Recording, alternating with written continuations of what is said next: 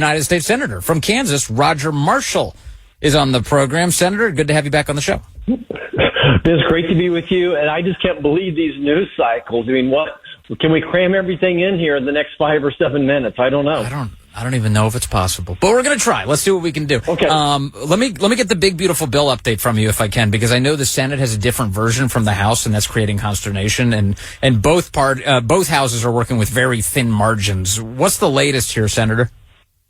Yeah, I think we're making incredible progress on the Senate. I think, first of all, we have to figure out what all the senators can agree upon, and then follow back up with the House. But look, I think we're making super progress. Probably the one thing that's still missing, there's a lot of us that would still like to see some more cuts. There's about $2 trillion of cuts so far. We'd like to see a little bit more, if at all possible. Okay. Well, that's interesting. So $2 trillion in the Senate version of the bill in cuts. That's compared to, I believe, $1.6 trillion in the House version, correct? Yeah, you're absolutely spot on.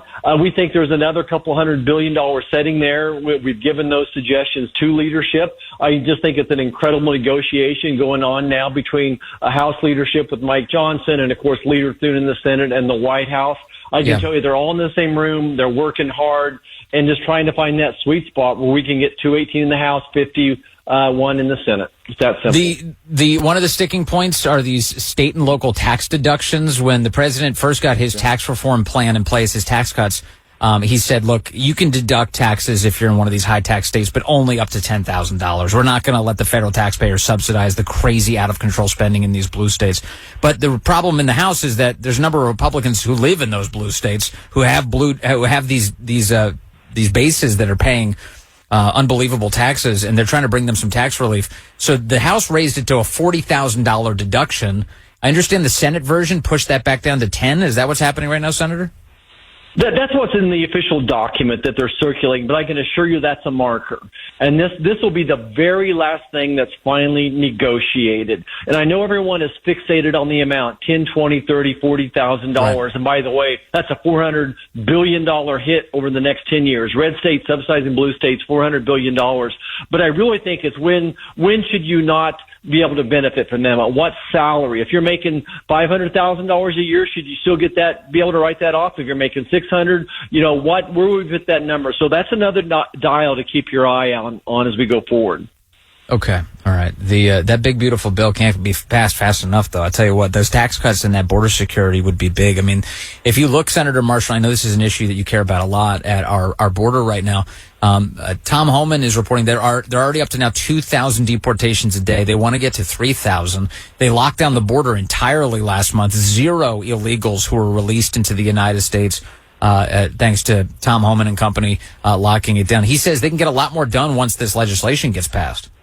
Yeah, they're going to run out of money very, very, very soon. It's expensive what they're doing. They probably said maybe $100,000 per person when it comes to arresting them, housing them, going through the process, deporting them. And you think about, we have 400,000 violent illegal aliens out there. It's going to be very expensive to do. So I think they're living on borrowed time and borrowed money. And to your point, as much as anything, this bill will allow President Trump to fulfill his campaign promise to secure the border, arguably forever, but at least for the next 4 years. And so I think it's going to have $45 billion to build 2,000 miles of barrier, double the number of ICE removal agents, etc. I love that. Okay.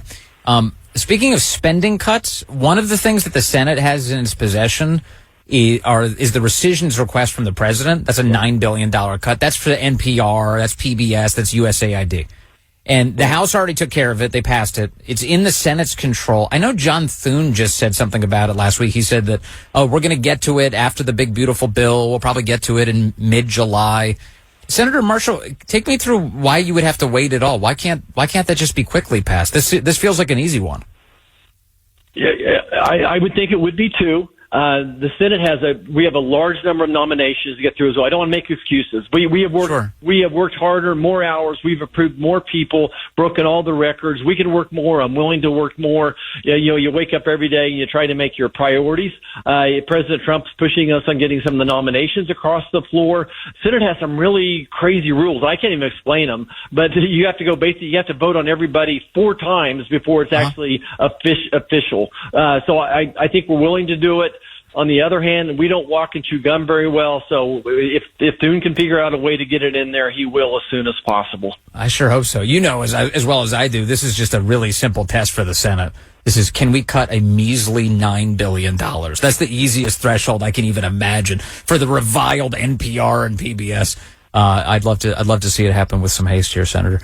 Hey, I know you're also working on something also related to trucking and the English language. The president had an executive order earlier this year saying, yeah, if you drive a truck in America, then you have to speak English. That's the key. People have to be able to communicate with one another in this important commerce. The Department of Transportation was able to successfully get that into place. What's the legislative role here, Senator?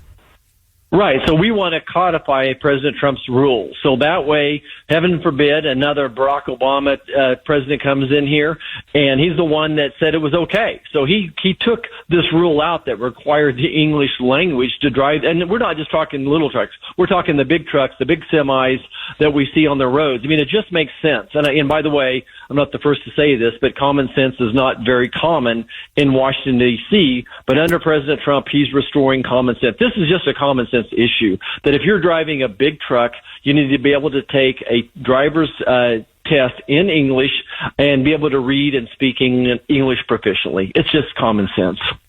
Yeah, 100%. Will you get support for this in the Senate? That's a great question. You know, it will take 60 votes to get through it, unlike the rescission package, unlike the reconciliation bill.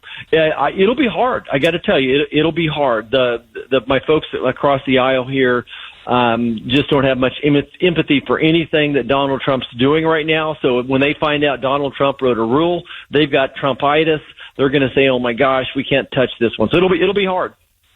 Yeah, big time. Senator Marshall, if you could, I know the big issue of the day is what's going on in Iran right now and whether or not the United States is going to strike that Fordo nuclear enrichment facility that's under a mountain in Iran. Give us the latest. What kind of conversations are you having in the Senate about this?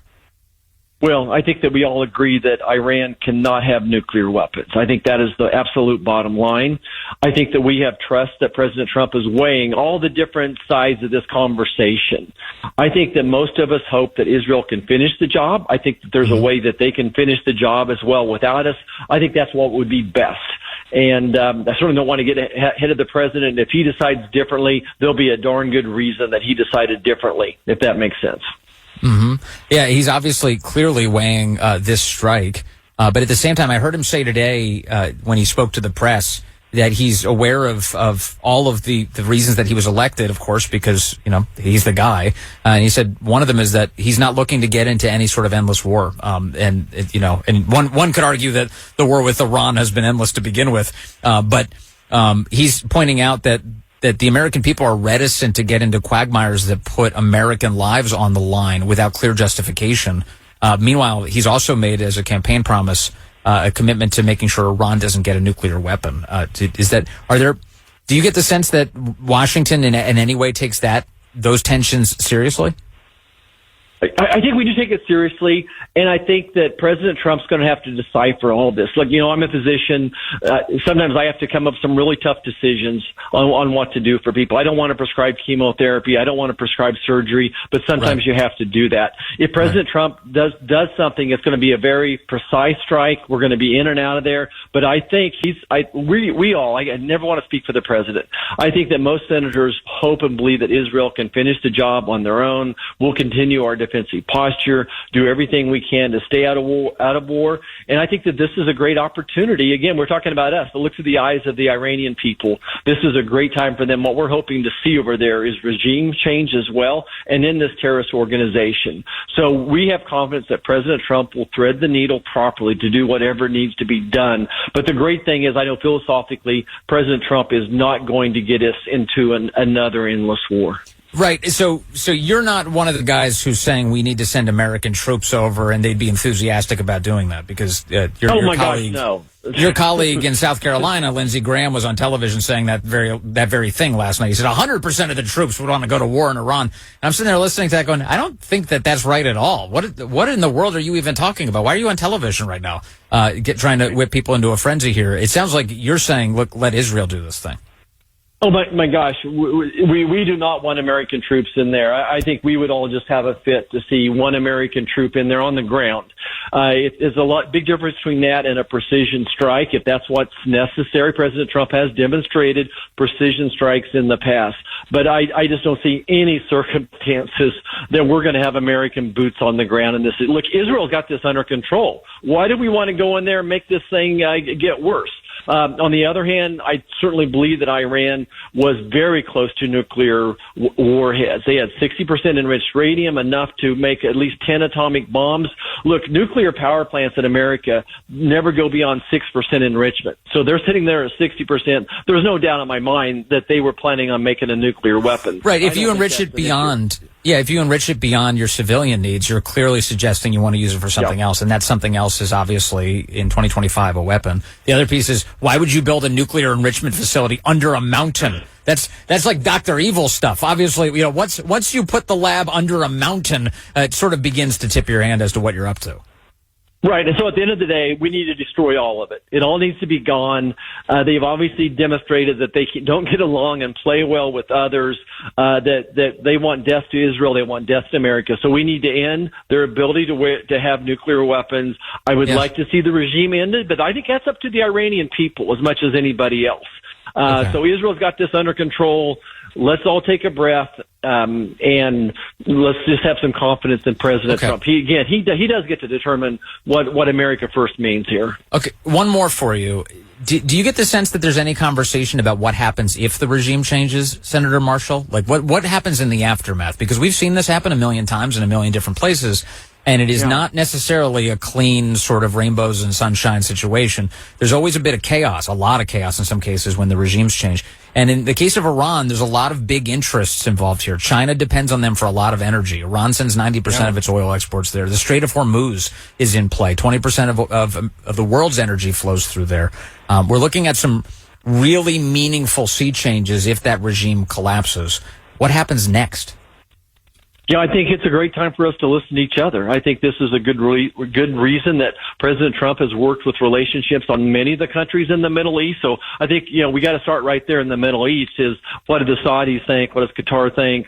What do those other countries think as well? What do the Iranian people think? And then you start going out more and more layers. So no, I don't think we've given lots of thought to that. I know there's a right thing to do, and we'll try to do what's right. Yeah, that's a key component to this, though.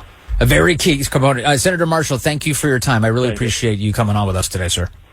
Yep, everyone get out there. I hope you support the One Big Beautiful Bill. This is going to prevent the largest tax increase in American history. Thanks so much for having me on. And it's going to deport the invasion, which I also support. I love both of those things. Thank you, Senator Marshall. More is